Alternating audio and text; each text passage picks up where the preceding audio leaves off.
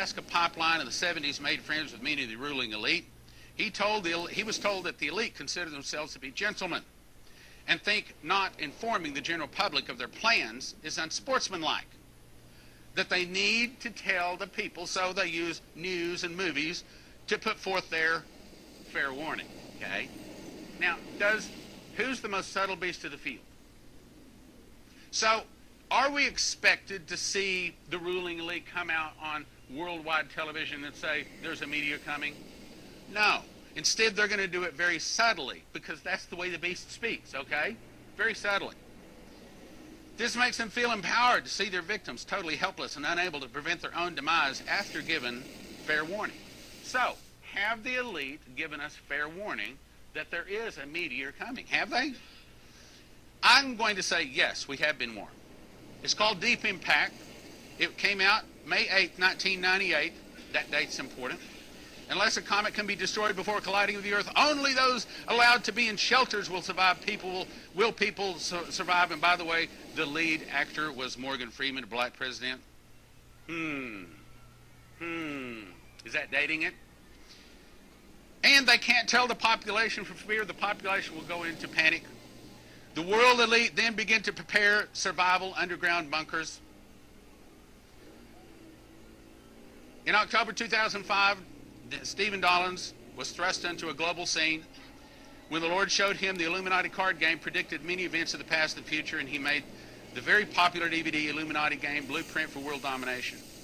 Today, there are many websites dedicated to just the Illuminati cards. Do the Illuminati cards speak about a meteor, about a tidal wave?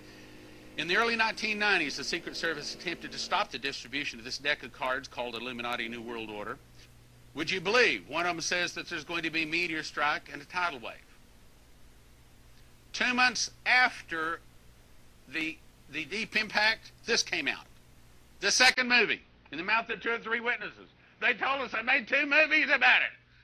This Armageddon, after discovering an asteroid the size of Texas, is going to hit Earth in less than a month. NASA requires a team of deep core drillers to go up into this asteroid and drill into it and put a nuclear weapon and explode it and save the Earth. Well, the point is, there's 2 movies about a meteor hitting the Earth. He was told that the elite consider themselves to be gentlemen and think not informing the general public of their plans is unsportsmanlike, that they need to tell the people, so they use news and movies to put forth their fair warning. Signing off 9/23/1780. 9/23. Clearly, he's leaving us a code. Some way to reach him. Time or date, maybe? September 23rd? September 23rd. I'm proclaiming the acceptable year of the Lord from now until September 23rd, 2015, Yom Kippur, Day of Atonement. The planet also means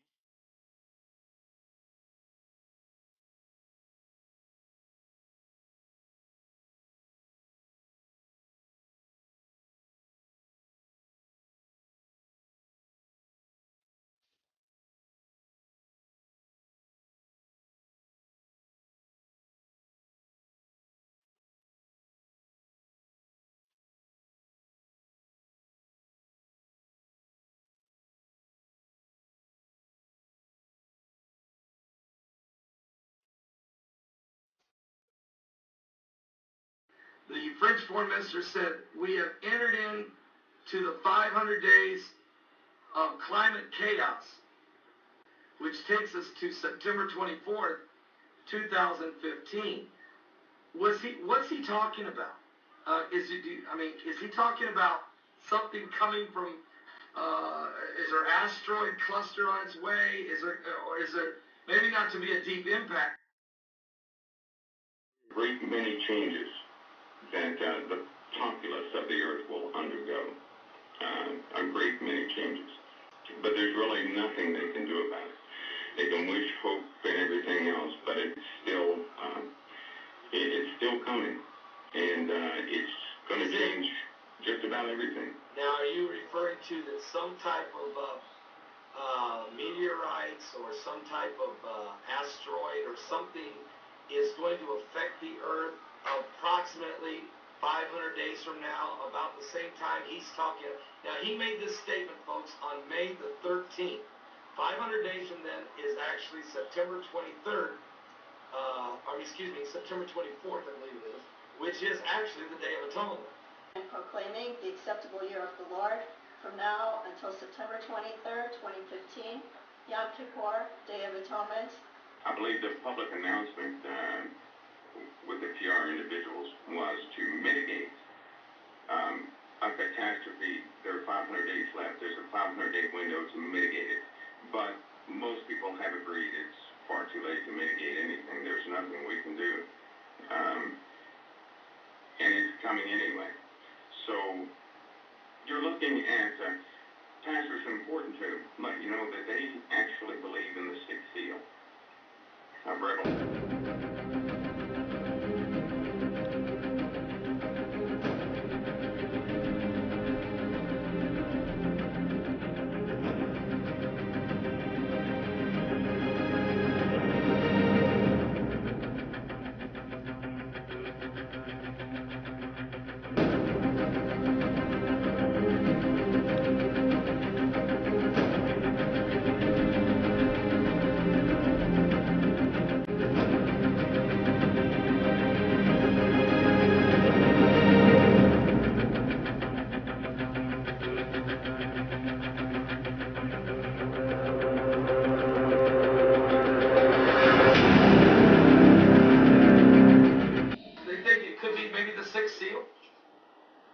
Well, the celestial happenings are on their way.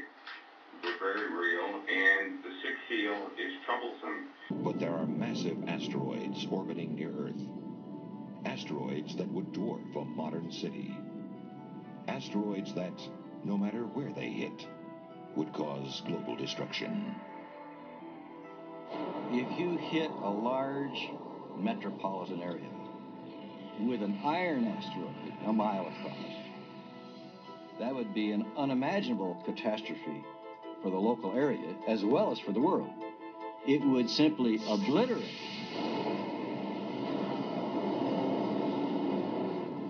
It would explode with 30,000 megatons of force. More power than the entire nuclear arsenals of all the armies of the world. People at ground zero would never know what hit them. Millions would die in the first instant. The air, superheated to 9,000 degrees, would ripple outward hundreds of miles, and millions more would perish. An entire metropolitan city would be wiped from the face of the earth. The impact would trigger an Armageddon of worldwide disasters. The initial impact would literally cause the whole planet to shake. Every major fault line could fail. And I beheld when he had opened the sixth seal.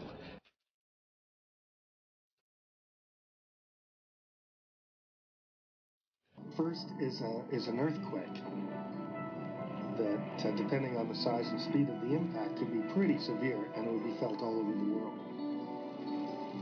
Billions of tons of Earth, heated white hot, would be hurled into the atmosphere and then fall back to Earth, igniting fires over the entire planet. These secondary impacts there'd be billions of them. They would be all over the world, and they would serve to raise the temperature of the whole atmosphere.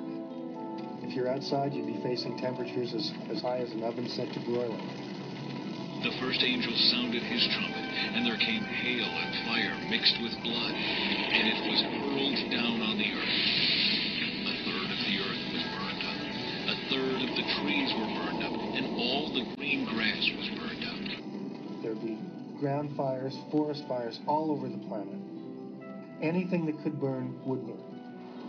The intense seismic activity causes volcanoes worldwide to erupt, blasting ash and smoke into a sky already blackened by raging fires.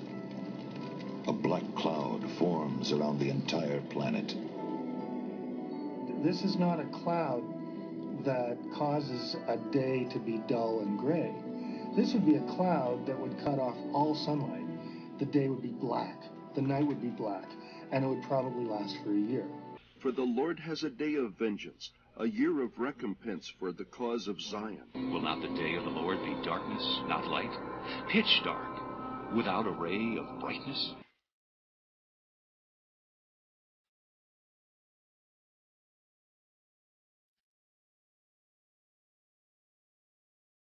As sunlight is cut off, the temperature drops and a nuclear winter scenario begins. It would be raining. The rain would be so much laced with nitrous acid, it would be like the mother of all acid rains. Photosynthesis would shut down. Plants wouldn't be able to survive. People and animals that eat plants would not be able to survive. And creatures that eat plant-eating creatures wouldn't be able to survive. Death would just go right up the food chain. Finally, as the sky finally starts to clear, you get a greenhouse effect, which slowly builds up the temperature and could last for hundreds of years.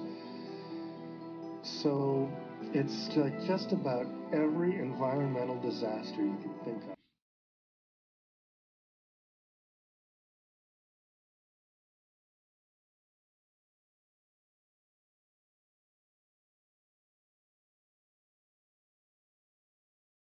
Will not come to